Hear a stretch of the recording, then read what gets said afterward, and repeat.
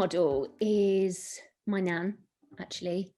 Um, so my nan was the most wonderful woman who just made the absolute best of every opportunity that she had in like really shit circumstances.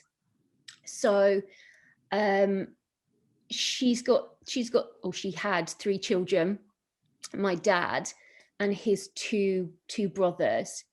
And his two brothers were from a different father, which was my nan's first husband, who got killed in the war. So he met his first child, but he actually got killed in the war when my nan was pregnant with her second, my uncle Bob. And then she married again to have my dad. So I think to lose a husband in those circumstances, particularly when you're pregnant, must be like a really, really difficult thing. And then she also lost my dad's dad quite early on because he had emphysema and he died quite early. So she had like lots of trauma, and bringing up three boys on her own, proper working class woman. But she just did it, and she just got on with it. She didn't really have a lot of money, but she always made the best of any situation. And I always remember whenever we would go to her house, like, or hang out with my nan, she always made it like the absolute best time. And even, as she got a bit older, she also lost both of my dad's brothers, passed away from cancer at quite early ages when they were like 50. So she had so much like trauma and really shit stuff in her life, but still she was like out every day, doing stuff, living her best life. At the time, me and my mates, we all had Saturday jobs in town, working in Miss Selfridge and warehouse and BT's. And my nan used to come uptown every day, do a bit of a shopping, come in, chat with everybody, tell us all where she was going in the nighttime. She was like such a social butterfly, out every single night without fail. She also lived in this really quite rough area. You wouldn't really want to be walking anywhere on your own. But my nan was totally fearless. Like, she'd be walking down to the working men's club. She would be walking back at like midnight, 1 o'clock in the morning after she's been playing bingo and doing her thing. And she just wouldn't give a shit. She'd just do it. And I also think she just got this, like, she always looked perfect. Like, she'd never got any money, but she always looked fantastic. And one of the things that I always remember is like quite towards the end of her life, she had to go into a care home, and she couldn't get out of bed anymore. So she was always in her night clothes, but all of her stuff was in the wardrobes. And it used to be this running joke because we'd go into the care home and we'd see all of these old women, and they'd basically been into my nan's room and like took all of the clothes out of her wardrobe and were just wearing them.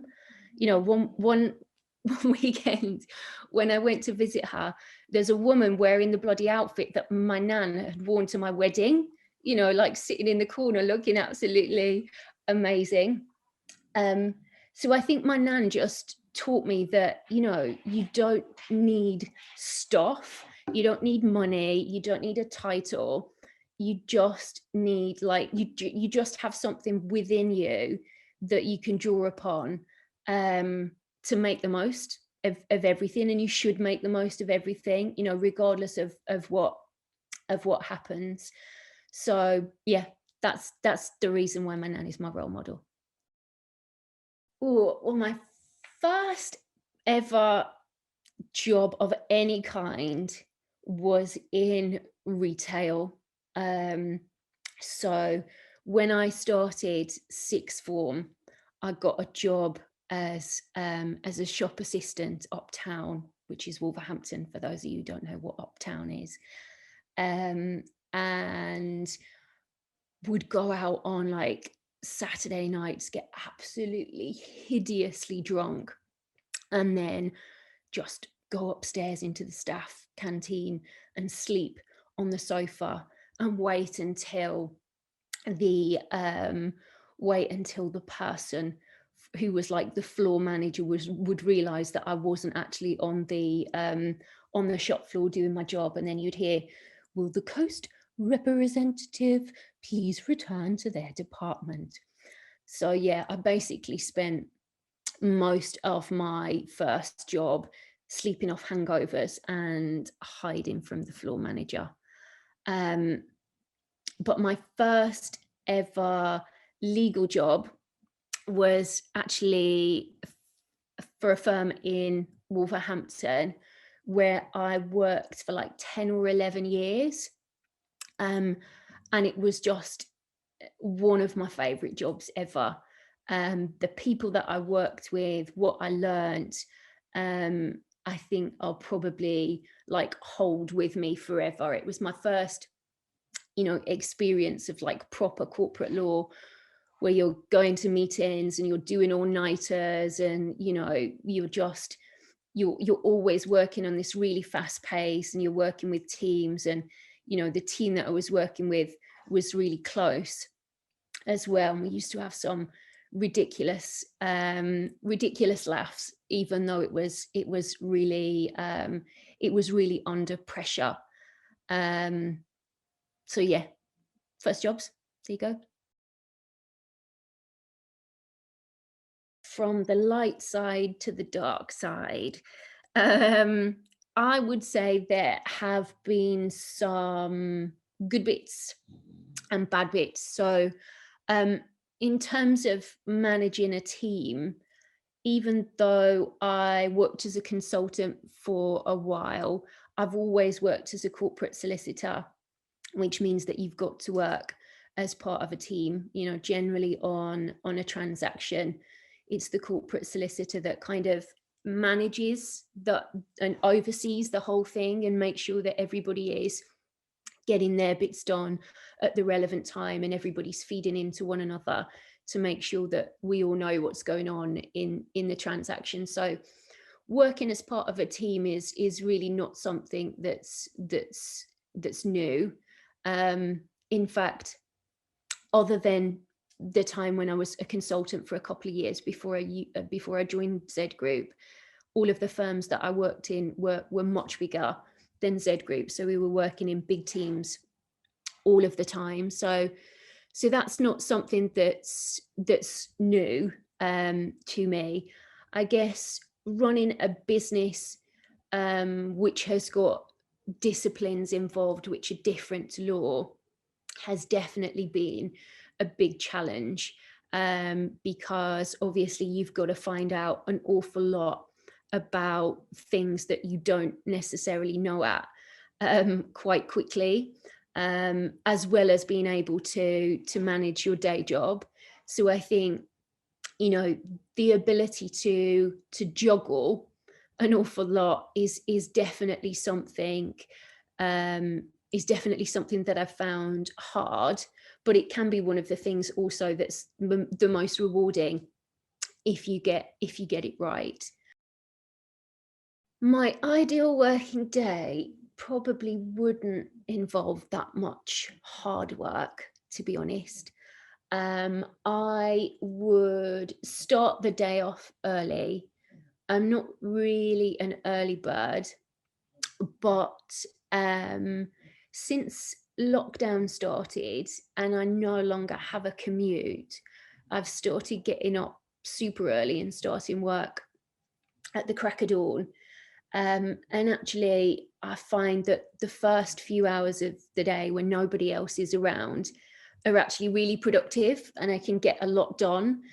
So as much as I hate dragging my ass out of bed at that time of day, what I achieve once I'm out of bed is quite satisfying. So I think that's what leads me to get up. So I'd get up early, I'd do a couple of hours work, and then I would go boxing for an hour, eat a very nice breakfast, come back, do a bit more work, And then I would like to, assuming obviously we're out of COVID times, maybe like go and meet a client, have a client meeting in central London, you know, so move into somewhere that's busy and lively, where you feel like a lot's going on, meet a client who's doing a new transaction, has got something new that they want to discuss, and they want to get my view on it, on how we can help them.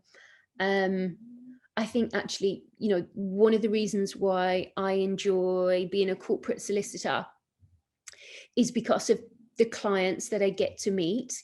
You know, I've taken a fairly academic route throughout my career by going to college, going to uni, becoming a trainee, working my way through the ranks, blah, blah, blah. It feels like it's all been very safe. Probably up until the time that I quit and became a consultant, that probably wasn't that safe.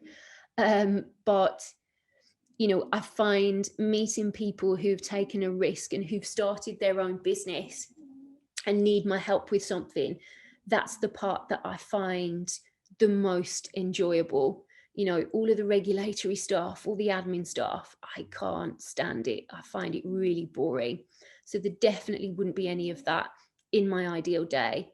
So yeah, finishing off the day by probably going into town for a meeting with a client who I really like, whose business I really admire, and then finishing off by a nice glass of wine, hopefully in the sunshine.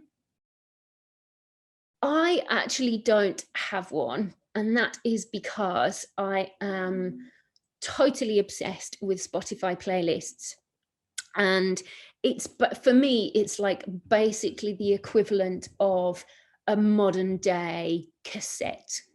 You know, Tara, you're far too young to remember this, but like when I was a kid, we would record songs from the radio and make like a mixtape, and like everybody used to love mixtapes. I definitely did. And now Spotify, you can like make endless playlists. So if somebody will make a playlist, or if I hear somebody's playlist and they'll share it with me, that is my absolute joy. So I tend to prefer variation than just like listening to one album by one same artist. And also, ideally, if somebody else has made a playlist for me, then yeah, that's the best.